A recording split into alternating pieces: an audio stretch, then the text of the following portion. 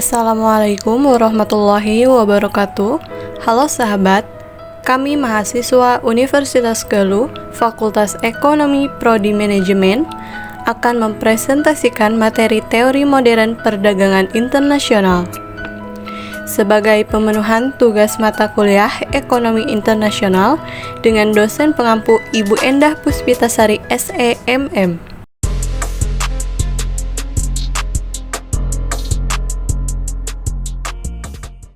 Sebelum memulai presentasi, izinkan saya memperkenalkan anggota dari kelompok 11 yang akan menyampaikan materi mengenai teori modern perdagangan internasional. Pemateri pertama, Intania Arianti dengan NIM 3402220291 yang akan memaparkan materi teori Hexer dan Ohlin. Pemateri kedua, Ipit Fitriani dengan NIM 3402220292 akan menjelaskan teori kesamaan faktor produksi. Dan pemateri ketiga, Indah Gesta saya sendiri dengan NIM 3402220289 yang akan memaparkan materi teori permintaan dan penawaran.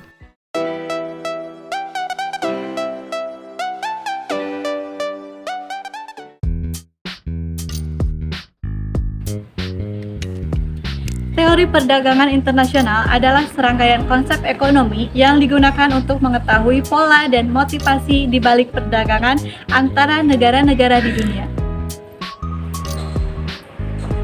Teori-teori ini memberikan kerangka kerja untuk memahami mengapa dan bagaimana negara-negara terlibat dalam perdagangan internasional serta dampaknya terhadap perekonomian global.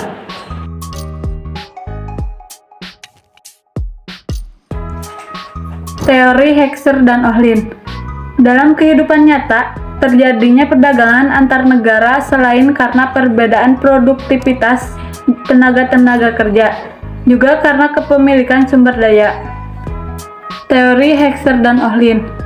Pertama, menekankan pada perbedaan kepemilikan sumber daya sebagai penentu perdagangan. Kedua, menunjukkan bahwa keunggulan komparatif dipengaruhi oleh kelebihan dan intensitas faktor produksi suatu negara.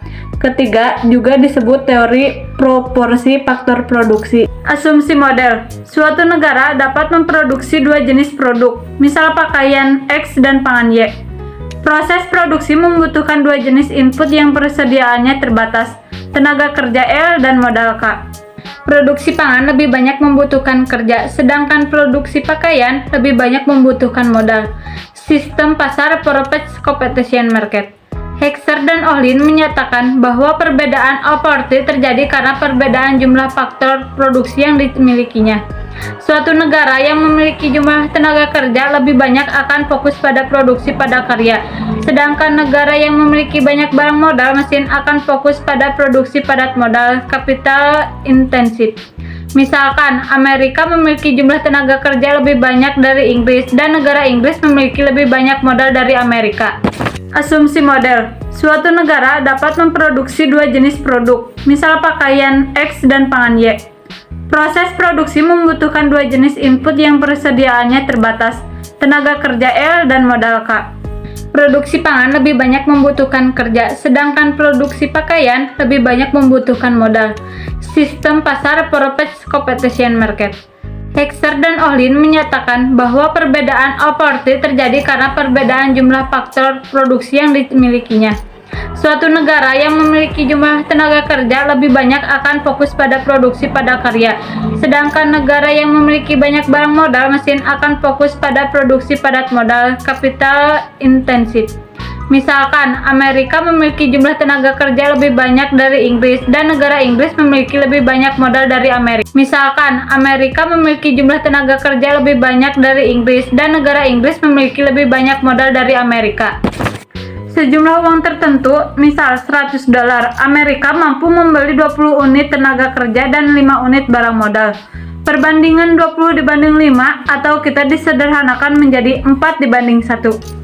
Dengan jumlah uang yang sama, Inggris mampu memperoleh 10 unit tenaga kerja dan 20 unit barang modal. perbandingan 10:20 atau disederhanakan 1:2. Kombinasi penggunaan kedua faktor produksi yang dapat dibeli dengan sejumlah uang atau biaya yang sama di setiap negara digambarkan dengan kurva IC. Kombinasi penggunaan kedua faktor produksi yang dapat menghasilkan produk yang sama di setiap negara digambarkan dengan kurva IK. Kesimpulan teori HO, proporsi faktor produksi yang dimiliki oleh setiap negara berbeda-beda, sehingga menimbulkan perbedaan harga yang relatif berbeda. Negara cenderung memproduksi produk yang menggunakan faktor produksi yang dimiliki negara tersebut dalam jumlah besar. Teori yang kedua adalah teori kesamaan harga faktor produksi. Perdagangan antar negara cenderung mengakibatkan harga faktor-faktor produksi sama di beberapa negara. Asumsinya di sini sama dengan asumsi teori HO. Jika negara A memperbanyak produksi X, yang notabene adalah labor intensif, akan menambahkan permintaan tenaga kerja. Otomatis, apabila permintaan tenaga kerja meningkat, akan menaikkan harga upah. Sebaliknya, penurunan produksi Y menurunkan penggunaan barang modal, sehingga dapat menurunkan harga modal. Jika negara B memperbanyak produksi Y, yang notabene adalah kapital intensif, maka akan menambahkan permintaan barang modal, sehingga dapat menaikkan harga modal. Namun, sebaliknya, penurunan produksi X menurunkan penggunaan tenaga kerja, sehingga dapat menurunkan upah tenaga kerja. Lebih jelasnya, kita lihat sebelum berdagang, upah tenaga kerja dan harga kapital negara A lebih kecil dibanding negara B, dan harga kapital di negara A relatif lebih besar dibandingkan di negara B. Setelah kedua negara melakukan perdagangan produksi barang X yang notabene labor intensif produk bertambah, dan barang Y yang notabene kapital intensif produk berkurang. Sebelum berdagang, upah lebih tinggi di negara B, tetapi kapital lebih tinggi di negara A. Setelah berdagang, tendensi upah dan kapital akan sama di kedua negara. Jadi, di negara A, upah tenaga kerja mengalami kenaikan, kemudian harga kapitalnya mengalami penurunan. Sedangkan di negara B, upah tenaga kerja mengalami penurunan dan harga kapital mengalami kenaikan. Dan terjadilah keseimbangan antara upah tenaga kerja dan harga kapital di masing-masing negara. Teori selanjutnya yaitu teori permintaan dan penawaran. Pada prinsipnya, perbedaan permintaan dan penawaran menjadi penyebab terjadinya perdagangan antara dua negara. Perbedaan permintaan dan perbedaan penawaran ini disebabkan oleh beberapa faktor. Untuk perbedaan permintaan disebabkan oleh perbedaan pendapatan dan perbedaan selera.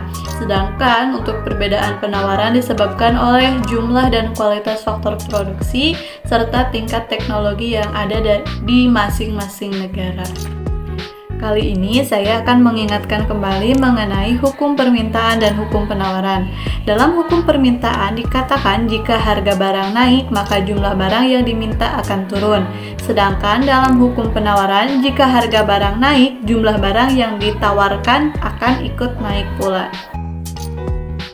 Asumsi yang dipakai dalam analisis teori permintaan dan penawaran meliputi 1. Persaingan sempurna, 2. Faktor produksi yang tetap, 3. Biaya angkut tidak ada, 4. Penuhnya kesempatan untuk bekerja, 5. Teknologi tidak berubah, dan 6. Kapital tidak berpindah.